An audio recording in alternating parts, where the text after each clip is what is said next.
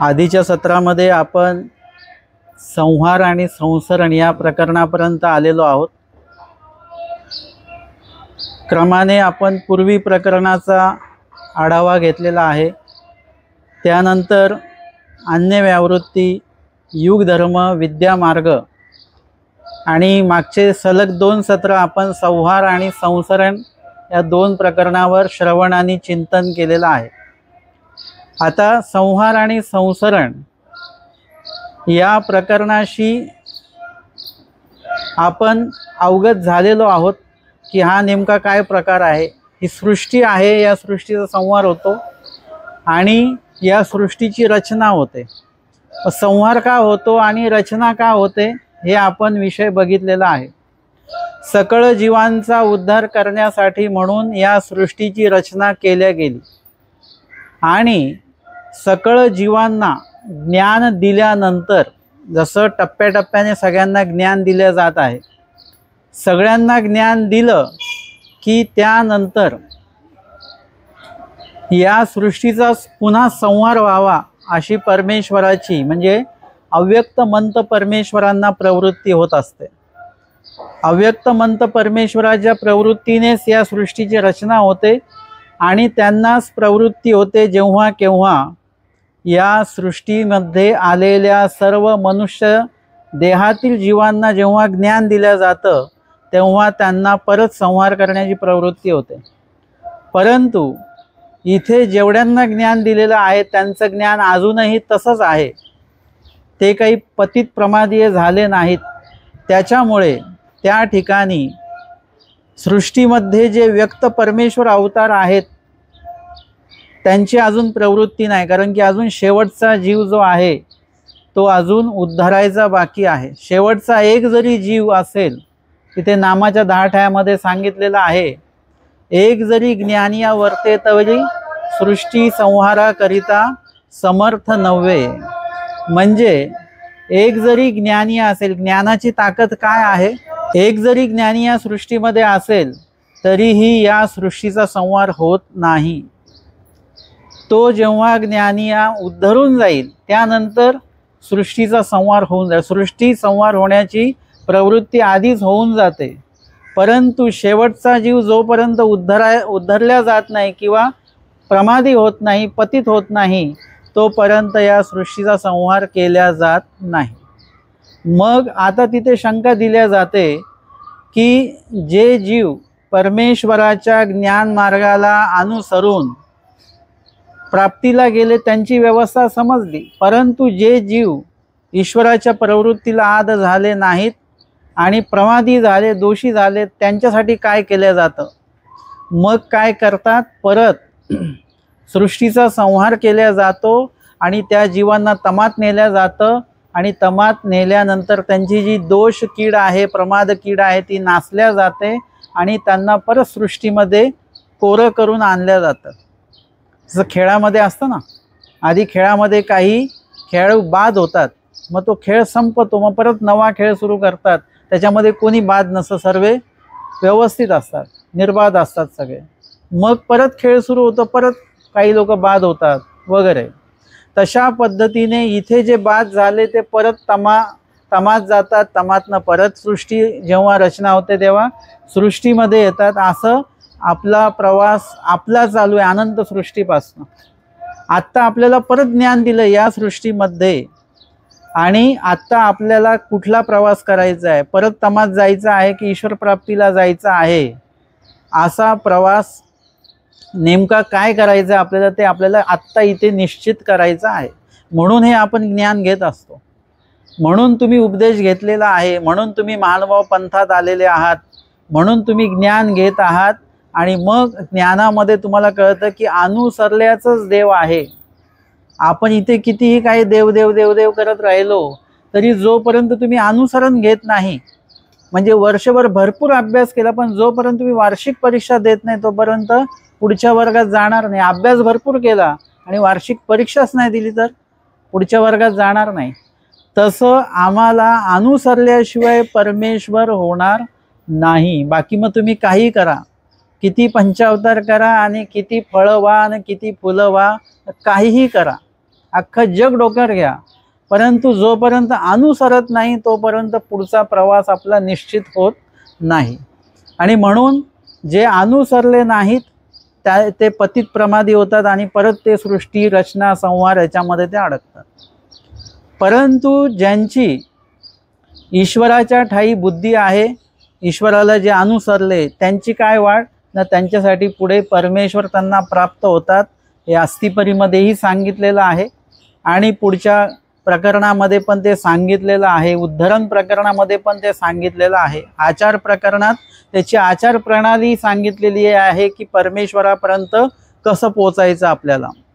मग आता जे दोषास पात्र ठरले, आता मला एक प्रश्न आलेला होता की परमेश्वराने जीवाला हे मळच कशासाठी लावले किंवा त्यांना ते कर्मच का लागू दिले, ते तिकडच्या तिकडे तमातनं नेलं असतं तर बरोबरच आहे सगळं. आपण विद्यामार्ग प्रकरणात संसरण प्रकरणामध्ये याचं थोडक्यात विश्लेषण मागच्या रविवारी बघितलेलं आहे की परमेश्वराची इच्छा तशीच होती, तिकडच्या तिकडेच न्यायचं, परंतु आपण त्या योग्य नव्हतो.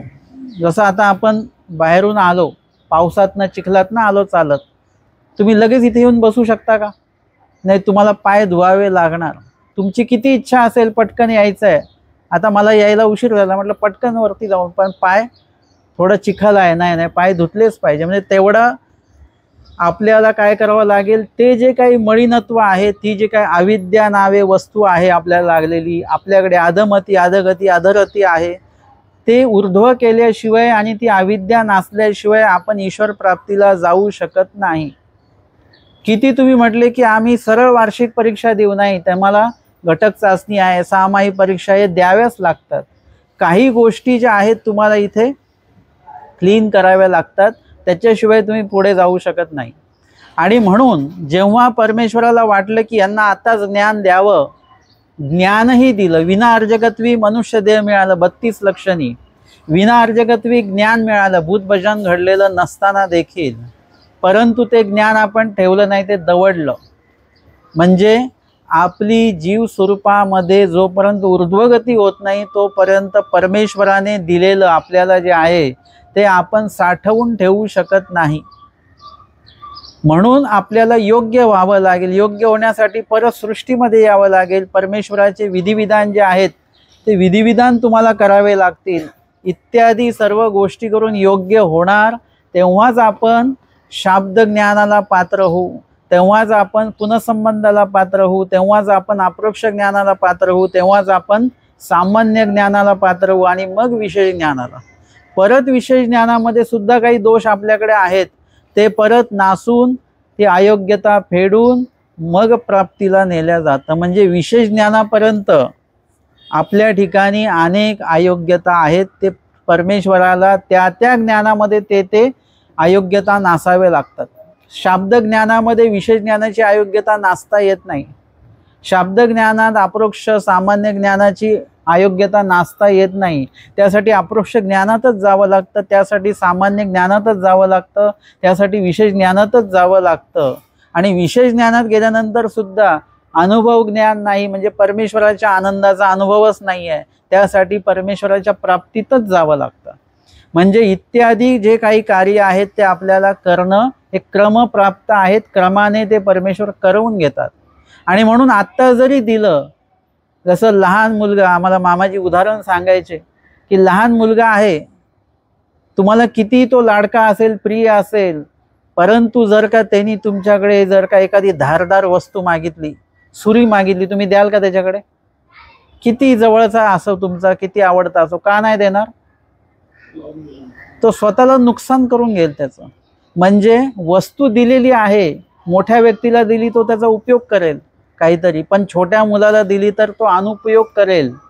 तसंच परमेश्वराने सुद्धा जीवाला काही गोष्टी देऊ केल्या, पण जीवाना त्यावेळेला अज्ञान पण असल्यामुळे, तो अधिकार नसल्यामुळे, प्रवाही सृष्टीच्या आधी ज्या मूळ सृष्टी रचल्या गेल्या त्याच्यामध्ये जीवाने अनेक उल्लेख केले, वाईट उल्लेख केले. त्याच ठिकाणी आपण जर का योग्य उल्लेख केले असते तर आपण इकडे आलो नसतो, आपण तिकडच्या तिकडेच प्राप्तीला गेलो असतो. आणि म्हणून हे परमेश्वराला हे सर्व करावं लागलं. मग जीव चुकणार आहे हे परमेश्वराला आधीच माहिती आहे. पुढे काय घडणार आहे हे जर का देवाला माहिती नसतं तर मग ते कसले परमेश्वर. परंतु परमेश्वराला सगळ्या गोष्टी माहिती आहेत, सगळंच माहिती आहे. जसं आता एखादं बिल्डिंग बांधल्या जाते तर त्या बिल्डरला सगळं माहिती आहे की काय काय व्यवस्था करावी लागणार आहे. आता त्यामध्ये सर्व करत असताना तिथे ते फायर ब्रिगेडची पण व्यवस्था करावी लागते. का? कारण की बिल्डिंगमध्ये राहणारे सगळेच लोक सुज्ञ असतात असं नाही. कोणाच्या चुकीमुळे कधी काही आग लागली तर ती व्यवस्था पण असली पाहिजे. तसं परमेश्वराने सुखफळांची निर्मिती पण केली, कारण की प्रत्येक जीव काही देवता परमेश्वर फळाकडे येणार नाही आहे. काही लोक देवतेकडे जातील, जसं आजकाल सुद्धा काही लोक उपदेश घेऊन सुद्धा देवता भक्तीकडे वळत आहेत बरं का. खूप ठिकाणी असंच सुरू आहे की मिश्र भक्ती महानुभाव पंथामध्ये सुरू झालेली आहे. म्हणजे अजूनही देवतेंकडे लोक जाऊनच राहिलेले आहेत, खड्यांच्या अंगठ्या घालूनच राहिलेल्या आहेत. ही पण देवता भक्तीच एक प्रकारची. म्हणजे येन केन प्रकारे देवता फळाकडे काही जाणारे आहेत तर त्यांचा तो प्रवास पण वाया नाही गेला पाहिजे. त्यांना त्या पद्धतीचं सुख भेटलं पाहिजे. ज्याला जे पाहिजे ते घ्या. एखादा जीव असेल तर चुका करेल तर त्याच्यासाठी नरक फळाची निष्पत्ती केलेली आहे. ज्याला दुःख वगैरे त्या ठिकाणी दिल्या जातं त्या जीवाला, ते का निर्माण केलं? आधीच निर्माण करून ठेवलेलं आहे. कारण की देवाला माहिती आहे जीव चुकणार आहे आणि त्याला त्या नरक फळामध्ये दुःख देण्यासाठी किंवा शिक्षा पण करण्यासाठी त्याला तिकडे, जसं सर असतात, शिकवणारे असतात, ते शिकवण्यासाठी काय आणतात, खडू पण सोबत घेऊन येतात वर्गात आणि पट्टी पण घेऊन येतात. आता शिकवण्यासाठी काय कसली आवश्यकता असते? पुस्तकाची गरज आहे, खडूची गरज आहे. काठी का लागते? कारण त्यांना माहिती आहे की हे मुलं जे आहेत हे मस्ती करणार आहेत, म्हणून आधीच त्याची व्यवस्था केलेली. देवानी नरक फळाची व्यवस्था आधीच करून ठेवलेली. माये करवी या पूर्ण सृष्टीची रचना करवलेली आहे. आणि म्हणून आजच्या सत्रामध्ये आपण नरकाचे प्रकार बघणार आहोत. नरकाच्या प्रकारामध्ये स्वामींनी जे काही 13 ते 16 भेदी नरक सांगितलेले आहेत त्याचं निरूपण केलेलं आहे. ते यासाठीच केलेलं आहे, कमीत कमी त्या गोष्टीला घाबरून का होईना तुम्ही ईश्वर भक्तीकडे वळले पाहिजेत, किंवा कुठल्याही प्रकारे कुठला दोष तुमच्याकडनं घडता कामा नये. घडत असताना तुमच्या लक्षात आलं पाहिजे, अरे हा जर का दोष आपण केला तर त्या बदल्यात आपल्याला हे नरक मिळेल, असं आपल्याला माहिती असलं पाहिजे. त्या गोष्टीला का होईना घाबरलं पाहिजे. एक तर परमेश्वर आवडीमुळे, परमेश्वर भक्तीमुळे तुम्ही ईश्वराकडे वळले पाहिजेत, किंवा कमीत कमी नरकाच्या भीतीमुळे का होईना तुम्ही परमेश्वराकडे वळले पाहिजेत. म्हणजे अनिष्ट त्याग ज्याला म्हणतो, की प्रपंच कसा अनिष्ट आहे हे कळतं, आणि याच्यामध्ये जर का आपण वाहून गेलो तर परत परमेश्वराकडे येणं नाही. म्हणून त्या प्रपंचाच्या भीतीमुळे एखादा व्यक्ती परमेश्वराकडे येतो. आणि म्हणून या नरक जे काय आहे स्वामींनी निरय निरूपण महादाईसांना केलेलं आहे, त्याचं कारणच ते आहे. स्वामींनी महादाईसांना या नरक फळाचे जे काही निरूपण आहे ते केलेलं आहे. त्याच्यामध्ये रवरव असेल, कुंभीपाक असेल वगैरे इत्यादी काही नरकाचं संदर्भात स्वामींनी सांगितलेलं आहेत. असे एकूण 13 ते 16 भेदी नरक आहेत.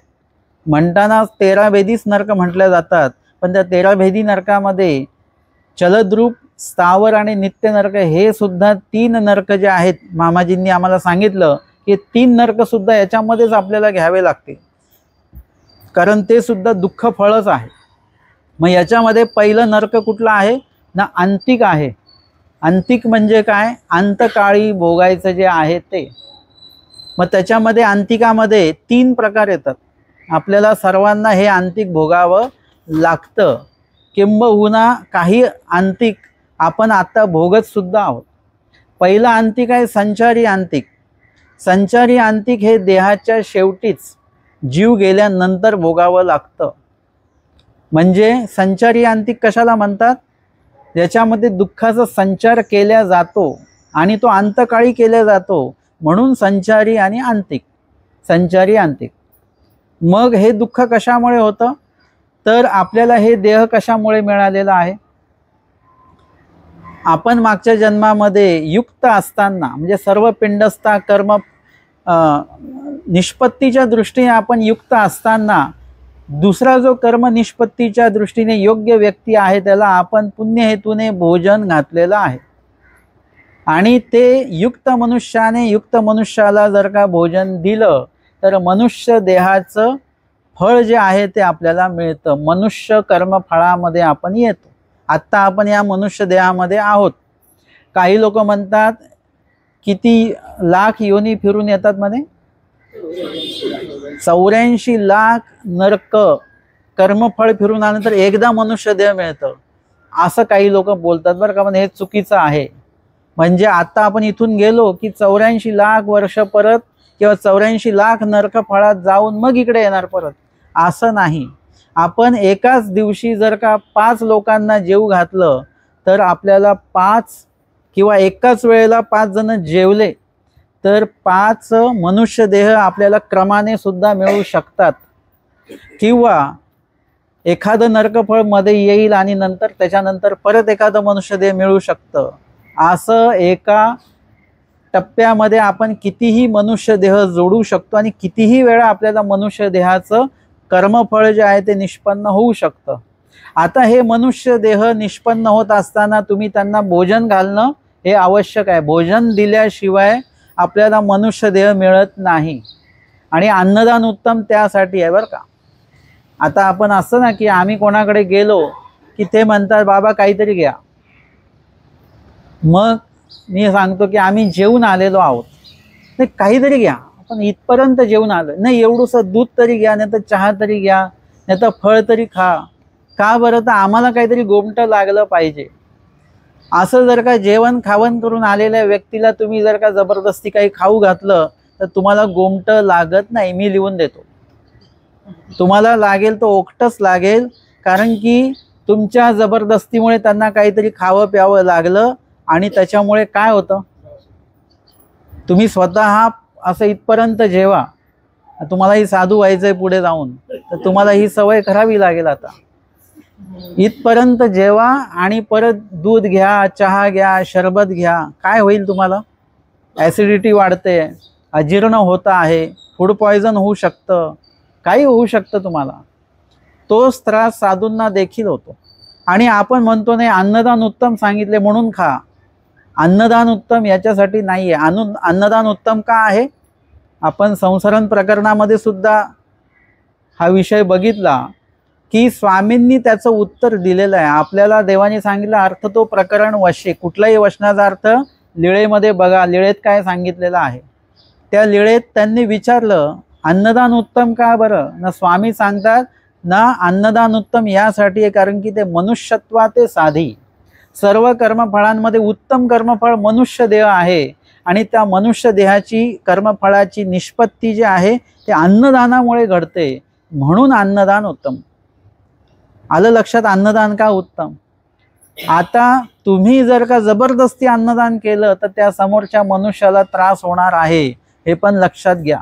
म्हणून अन्नदान देत असताना सुद्धा तुम्हाला त्याच्यातनं नरकाची निष्पत्ती होता कामा नये, विधी करताना अविधी होता कामा नये, याचं लक्ष ठेवायचं आहे. समोरच्याला काय खायचं आहे ते विचारा, खायचं की नाही खायचं तेही विचारा, किती खायचं तेही विचारा, म्हणजे पद्धतशीर विचारा बरं का. नाहीतर आपण आलेल्या साधूंना विचार किती चपाती खाणार आहे तुम्ही, असं नाही. कुशलतेने आहे की बाबा त्यांना वाढताना किती वाढायचं आहे, काय वाढायचं, तुमचा आग्रह असला पाहिजे, परंतु अति आग्रह नसला पाहिजे. आणि त्यांना सांगा बाबा आपल्याला जेवढं ग्रहण करायचं ते कोणाला पण, म्हणजे बाबा असं नाही, तुमच्या घरामध्ये जेवढे कोणी आहेत, येणारे पाहुणे आहेत, अन्य उपदेशी सगळ्यांसाठी हा नियम तुम्ही लागू करा. आणि स्वतःसाठी लागू करा की बाबा मी तुम्हाला म्हणतोय नाही घ्या प्रसाद आहे म्हणून तुम्ही ते जबरदस्ती खाऊ नका, नाही तर त्याचा त्रास तुम्हाला तर होईल आणि दोष मला पण त्याचा लागणार आहे.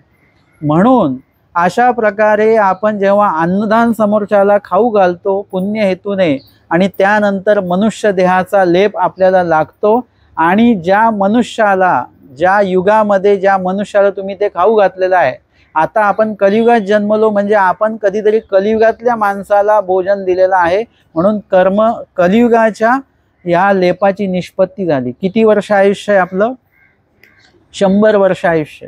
हे जर का कृतयुगाच्या मनुष्याला आपण घातलं असतं तर किती आयुष्य असतं आपलं? 1,00,000. द्वापर युगाच्या मनुष्याचं असतं तर की 10,000? मग 10,000 कोणाला लागेल? त्रेत युगाच्या मनुष्याला भोजन दिलं तर 10,000 आणि कलियुगाच्या मनुष्याला भोजन दिलं आपण म्हणून 100 वर्ष आपल्याला आयुष्य मिळालेलं आहे. आता यामध्ये पूर्ण भोजन झालं त्यांचं की मनुष्यदयाचा लेप आपल्याला निश्चित झाला. परंतु भोजन करता करता असं म्हटलं जातं, भोजन करता करता जर का मध्येच खंड पडला, तुम्हाला ते जेवण आणायला थोडा उशीर झाला आणि त्यांचं जेवण थांबलं, चपाती संपली, जेवण थांबलं, खंडला की नाही, त्याच्यामुळे काय होतं की अपमृत्यू जो आहे तो निष्पन्न होतो. अपमृत्यू म्हणजे एखादी व्यक्ती 50 वर्ष जगली आणि सरली, त्यांचे 50 बाकी आहेत. कोणी 20 वर्षात सरलं. का सरलं? कारण की त्यांनी जो लेप त्याला निष्पन्न झाला ज्या भजनामुळे, तो भजन त्यांनी, ते भोजन त्यांनी अखंड सलगपणे दिले नाही, मध्ये खंड पडला थोड्या वेळासाठी, म्हणून त्याला हा लेप जो आहे तो सुद्धा खंड रूपाने मिळणार, सलग नाही मिळणार, असं एक मत दिलं जातं. किंवा अपमृत्यू क्षोभामुळे सुद्धा होतो. पात्र क्षोभ, देवता क्षोभ यांच्या क्षोभामुळे काय होतं? अपमृत्यू म्हणजे मध्येच मृत्यू येणं, असं सुद्धा होऊ शकतं. आपला विषय अंतिकाचा सुरू आहे, त्या संदर्भात ही माहिती तुम्हाला दिली. आता ते अंतिक जे आहे, संचारी अंतिक, ते आपल्याला भोजनामुळे मनुष्य देह मिळालं, परंतु त्या भोजनामध्ये ज्या सपूर जंतूंची हिंसा झाली, म्हणजे सूक्ष्म जंतू जे तुम्हाला डोळ्याने दिसत नाहीत आणि त्यांचा मृत्यूही होतोच होतो. तुम्ही कितीही काही दक्षता घेतली तरी पाणी उकळलं त्याच्यात जंतू आहेत, तुम्ही गॅस पेटवला त्याच्यामध्ये अनेक जंतू मेले, तुम्ही जे जे काही धावपळ केली, हालचाल केली, पाणी इकडे तिकडे सांडलं, सगळ्यामध्ये सूक्ष्म जंतू आणि दृश्य जंतू, दृश्य जंतूमध्ये मुंगी आहे, अजून काही किडा वगैरे काही असेल, मुंगळा असेल, हे सुद्धा मेले. ते जर का मेले तर काय होतं? स्थावराचा लेप लागतो, म्हणजे आपण झाडांमध्ये वगैरे जातो. मुंगी मारली तर गवतामध्ये जाऊ, एखादा मोठा हत्ती मारला तर वडाच्या झाडात जाऊ, असं समजण्यासाठी तुम्हाला मी सांगतोय. स्थावराच्या लेपामध्ये कधी जातो? जेव्हा आपण जलदरूपाची हत्या केली की स्थावरामध्ये जातो. हे दृश्य जंतू आहेत, म्हणजे अदृश्य जंतू जे तुम्हाला दिसत नाहीत. जसं आपण डोळ्याची पापणी लवते आपली, किती वेळा लवता तुम्ही दिवसभरामध्ये? मोजले कधी? त्याच्यामध्ये अनेक जंतू मरतात. तुम्ही जे काही हालचाल करता उगाचच, तर त्याच्यामुळे सुद्धा काय होतं की अनेक, आपण इकडे तिकडे चालतो फिरतो, इकडे बघ तिकडे बघ वगैरे, किंवा आपण बडबड करतो, बोलतो. अन्यवार्ता का नाही करायला सांगितली? की आपण जेवढं काही बोलतो तर तोंड चालू राहतं, त्याच्यामध्ये आपल्या श्वास जो आहे, तोंडावाटे हवा, थुकी वगैरे जे काही येतं, हे ह्यामुळे सुद्धा अनेक सूक्ष्म जंतूंची हिंसा होत असते. या सूक्ष्म जंतूंचा एक वेगळा हिशोब आहे. दृश्य जंतूंचं एक नर्क लागून जातं, पण सूक्ष्म जंतूंचं काय? असे अनंत सूक्ष्म जंतू आपल्याकडनं रोज एका क्षणाला. म्हणून आमच्या स्वामींनी सांगितलं, जीव क्षणा एका माझी. ते एक अब्जवी जे आपल्याला जन्माच्या सहस्त्री म्हणजे 1000 जन्म जरी घेतले तरी ते नासल्या जात नाही, एवढं आपण एका क्षणामध्ये जोडतो.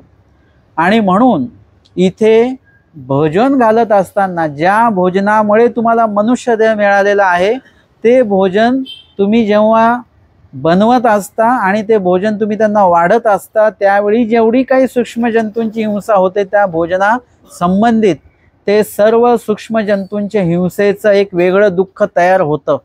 त्याचा हिशोब होतो बरं का. तुम्ही असं समजू नका की आपल्याला कुणीच चूक करताना बघितलेलं नाही आहे. अशी पद्धत आहे, अशी सिस्टीम आहे. तुम्ही कुठेही काही केलं तरी लगेच त्या दोष केला तर दोषाची यादी लगेच तयार होते, नोंदणी होते. तुम्ही मनातल्या मनात जरी खोटं बोललात, मनातल्या मनात जरी द्वेष एखाद्याबद्दल तुम्ही व्यक्त केलात, मनातल्या मनात राग व्यक्त केला, त्याची पण नोंद होते, लगेच कळतं ते सगळं काय. आणि ते सर्व दोष मानसिक दोषामध्ये समाविष्ट होतात. कुठे जर का बोललात तर वाचिक दोषामध्ये ते समाविष्ट होतात. तशा क्रिया केल्या तर शारीरिक क्रिये दोषामध्ये त्या लगेच नोंद होऊन जाते त्याची. काहीच दोष आपले चुकत नाहीत, सगळेच्या सगळे आपल्याला लागतात. आणि म्हणून हे जे काही सूक्ष्म जंतूंची हिंसा झाली तर ते सूक्ष्म जंतूंच्या हिंसेबद्दल आपल्याला काहीतरी नरक झालं पाहिजे, काहीतरी दुःख निष्पत्ती झाली पाहिजे. आणि म्हणून मृत्यू झाल्यानंतर 3 तास तो जो जीव आहे त्याच देहामध्ये 2-3 परमाणूमध्ये, ज्याला भेंड म्हणतात, तर त्याच देहामध्ये तो जीव दुःख भोगत असतो. म्हणून मेल्यानंतर 3 तास हात लावत नाहीत. म्हणजे अंत्यविधी जो आहे तो केल्या जात नसतो. तो जीव तसाच तिथे ठेवलेला असतो, म्हणजे देह तिथे ठेवलेला असतो. कारण तो जीव 3 तास अजूनही त्याच देहामध्ये ते संचारी अंतिक तो भोगत असतो. हे झालं संचारी अंतिक. हे कशामुळे लागतं? त्या भोजनामध्ये जे काही आपण सूक्ष्म जंतूंची हिंसा केलेली आहे त्यामुळे ह्या नरकाची निष्पत्ती आपल्याला होते. त्यानंतर दुसरा आहे उतटणे रूप अंतिक. संचारी अंतिक, उतटणे रूप अंतिक आणि एक आत्मत्वाचे अंतिक, असे अंतिकाचे 3 प्रकार आहेत. उतटणे रूप अंतिक म्हणजे मृत्यू समयी जेव्हा काही जीव तुम्ही बघत असाल ते तडफडून, खूप तडफड त्यांची होते, लवकर देह त्यांच्याकडनं सोडल्या जात नाही. त्या देहाच्या ठिकाणी काय होतं, म्हणजे त्याचं कारण सांगितलेलं आहे की एखाद्या सूक्ष्म जंतू, म्हणजे किडामुंगी वगैरे दृश्य जे याच्यातले जे जंतू आहेत किंवा किडामुंगी आहेत, यांना कधी कधी काय होतं की यांच्यावर आपला पाय पडतो आणि ते मरत नाहीत, परंतु ते घायल होतात, जखमी होतात, ते लंगडत चालतात वगैरे वगैरे असं होतं. आणि आपलं काही तिकडे लक्ष नसतं. कधी कधी आपण दंडवत करतो ना, चांगला विधी आहे दंडवत करणे, पण ते दंडवत करताना खाली पायाखाली मुंग्या येतात का ते बघा, मुंगळा येतो की ते बघा, की त्याला सुद्धा तुम्ही चिरडून पुढे जाता आणि आपण विधी करतो आहोत आणि विधी करताना अविधी होतो. कधी कधी त्याच्यावर पाय पडतो परंतु तो मरत नाही, पण तो जखमी होतो, त्याचं पाय वगैरे थोडंसं हे होतं. तर त्याच्यामुळे हे उतटणे रूप अंतिक जे आहे ते भोगायला मिळतं असंही म्हटल्या जातं. नेमकं ते कशामुळे होतं हे निश्चित सांगितल्या जात नाही. माझं एक मत आहे की देहाच्या ठिकाणी आपलं एक विशिष्ट ममत्व असतं की त्यामुळे आपण ते देह सोडू पाहत नाही. बघा ना, किती म्हणजे कधी कधी असं असतं की इतर काही नुकसान झालं तरी चालेल, परंतु आपल्या देहाला काही झालं नाही पाहिजे. या देहासाठी आपण इतके पद्धतशीरपणे आपण राहणीमान आपलं असतं सगळं काही. तर अशा पद्धतीने देहाच्या ठिकाणी आपलं आत्मत्व असतं, त्याच्यामुळे सुद्धा मृत्यू समयी आपल्याला ते देह सोडायचं नसतं. काही लोक एकदम त्या बिछाण्याला टेकतात सुद्धा, परंतु त्यांना म्हटलं काही मरायचं असेल तर त्यांची तयारी नसते बरं का. काही लोक म्हणतात की आता देवाने लवकर नेलं तर बरं होईल, हे फक्त म्हणण्यासाठी असतं बरं का. वांजून जर का कोणी घ्यायला आलं तर ते म्हणतात मला डॉक्टरकडे न्या चांगलं. असं काही तब्येत सिरियस झाली की प्रत्येकाला वाटतं की सगळ्या चांगल्या डॉक्टरकडे न्यायचं आहे. कुणीच म्हणत नाही. खूप कमी लोक असे मी ऐकलेले आहेत की मृत्यू समयी की त्यांना जर का म्हटलं दवाखान्यात, ते म्हणतात नाही आता दवाखाना वगैरे काही करायचं नाही. आमच्या महादाईसांसाठी जेव्हा भट्टोबासांनी काहीतरी धावपळ सेवापथ्य करण्याचा प्रयत्न केला, त्या महादाईसा म्हणतात आता काही माझ्याकडे शीतपथ्य धावपळ करायची नाही. आता मला देव आठवत भट्टोबासांनी पण ते म्हटलेलं आता माझ्याशी कोणी बोलायचं नाही. ते म्हटले नाही की माझ्यासाठी उपाय करा, वैद्य बोलवा वगैरे नाही. जाणकार व्यक्तीला कळून जातं आणि त्याच्या लक्षात येतं की आता कुठल्याही प्रकारे काही औषध वगैरे काही मला नको, आता मला निश्चिंतपणे आता जाऊ द्या. अशा पद्धतीने या ठिकाणी मृत्यू समयी काही लोक इतके शांतपणे, म्हणजे स्मरण करत करत काही लोक तसेच निघून जातात, कळत सुद्धा नाही की हे सरले म्हणून. इतकं शांततेमध्ये मृत्यू आहे. आणि मृत्यू हा चांगला असला पाहिजे बरं का. आपल्याला, तुम्हाला वाटतं आपला जीवन चांगलं पाहिजे, सगळ्यांना वाटतं की नाही आपल्याकडे जीवन चांगलं पाहिजे, मोठं घर पाहिजे, गाडी पाहिजे, हे पाहिजे ते पाहिजे, सगळं सगळ्यांना वाटत असतं. जीवन चांगलं पाहिजे. माझं म्हणणं आहे की आपला मृत्यू चांगला पाहिजे. जीवन तर कसंही चालून जाईल, पण मृत्यू जर का आपला खराब आला ना तर खूप अवघड होऊन जातं. मरता सुद्धा येत नाही. किती मृत्यू मागितलं तरी मृत्यू येत नाही आणि बाकीचे लोक वैतागलेले असतात आपल्याला, बरं का. असं पण असतं, आपणही वैतागलेलो असतो पण मृत्यू येत नाही.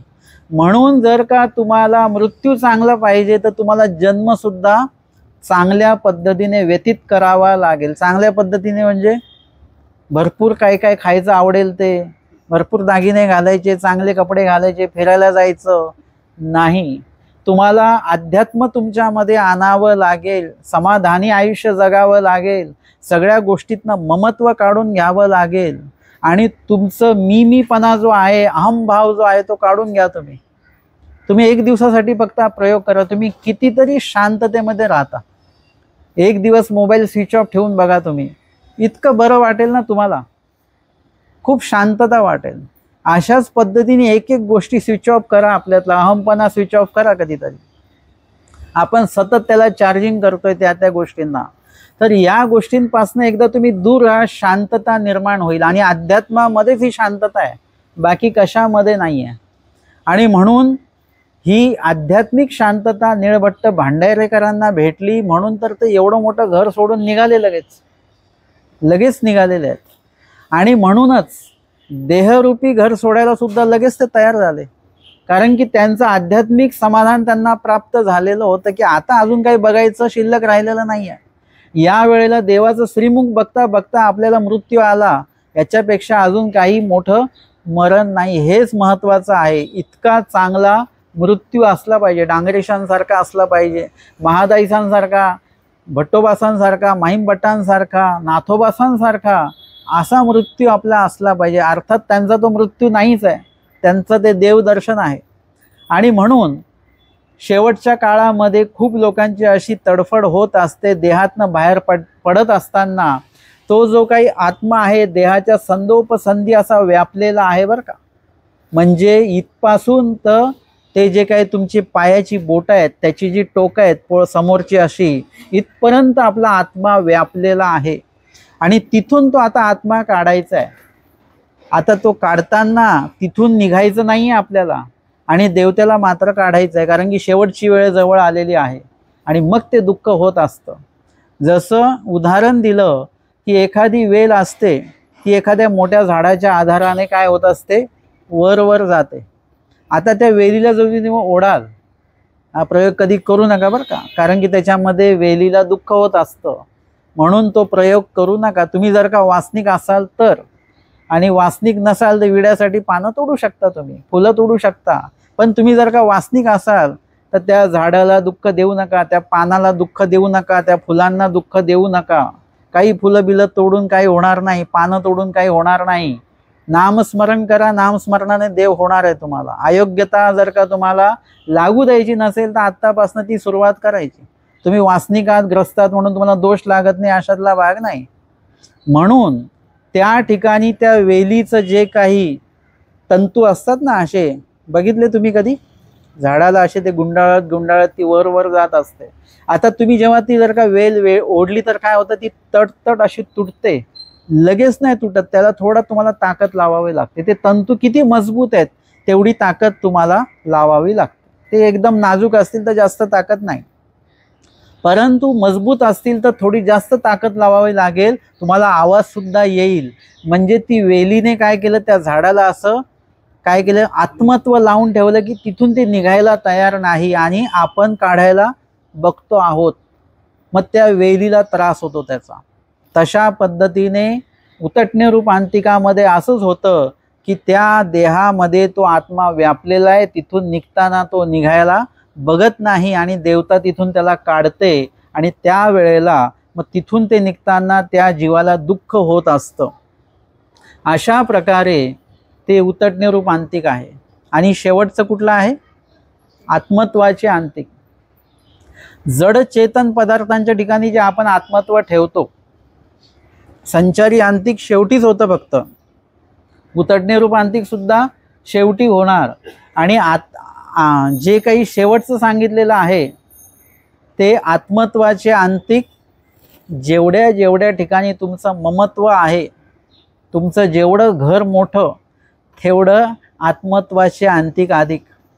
तुमच्या वस्तू जेवढ्या महागड्या तेवढं तुमचं आत्मत्वाचे दुःख, त्याचं अंतिकाचं जे दुःख आहे तेवढं अधिक होणार आहे. म्हणजे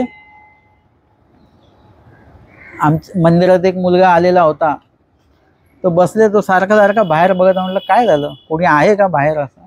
ते म्हणे मी चप्पल बघतोय. म्हटलं अरे कोणी नेत नाही. म्हणे बाबा 1800ची चप्पल आहे. म्हटलं बापरे. अरे पण कोणी नेत नाही म्हणे. त्या दिवशी एक नेली म्हणे माझी महागडी अशीच. अरे म्हटलं मग मंदिरात येताना साधी चप्पलच घालून यायचं रे बाबा. कुठेतरी एकाच ठिकाणी आत्मत्व ठेवायचं. हे आहे आत्मत्वाची आंतिक, की बाबा काय चालू आहे, माझं चप्पल तर गेली नाही, किंवा अजून काही वस्तू आहे ती ओली तर होणार नाही पावसामध्ये. आता तुम्ही जर का कपडे वाळत टाकून ठेवलेले असतील, निरोपणाला आला आणि जोरदार पाऊस आला की महिलांचं सुरू होतं बरं का. खिडकीच बंद नाही केली किंवा मग असं किंवा तसं, ते दुःख सुरून जातं. महिलांमध्ये आत्मत्वाच्या अंतिकाचा भाग जास्त असतो, कारण त्यांचं आत्मत्व भरपूर ठिकाणी असतं. म्हणजे जर का घर स्वच्छ करायला लागले तर घराचा पूर्ण काना कोपरा वगैरे, ज्याच्या नावावर घर आहे त्याचं एवढं लक्ष नसतं. परंतु महिला वर्गांचं बापरे, म्हणजे सगळ्या वस्तूंच्या ठिकाणी आत्मत्व असतं, सगळ्याच वस्तूंच्या ठिकाणी. आणि महिलांना जास्त दुःख त्या संदर्भामध्ये असतं. आणि जेवढ्यांचं आत्मत्व आहे तेवढ्यांना आत्मत्वाचे अंतिक हे आयुष्यभर भोगावे लागत असतात. जेवढं आत्मत्व जास्त तेवढं तुमचं दुःख अधिक. बरं, दुःख अधिक केल्याने काही गोष्टी बरोबर होतात अशातला काही भाग नाही. आपली चप्पल जायची ती जाणारच आहे. किती आत्मत्व ठेवा, नाही तर नका ठेवू तुम्ही, ती जाणारच आहे.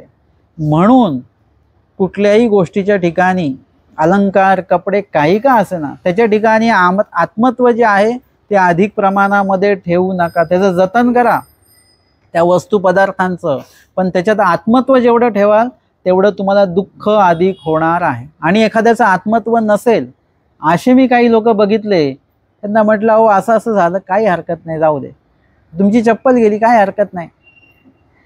आता इथून पुढे देवाची इच्छा असेल की विना चप्पल आपल्याला प्रवास करायचा आहे, म्हणून ते जाऊ दे चप्पल.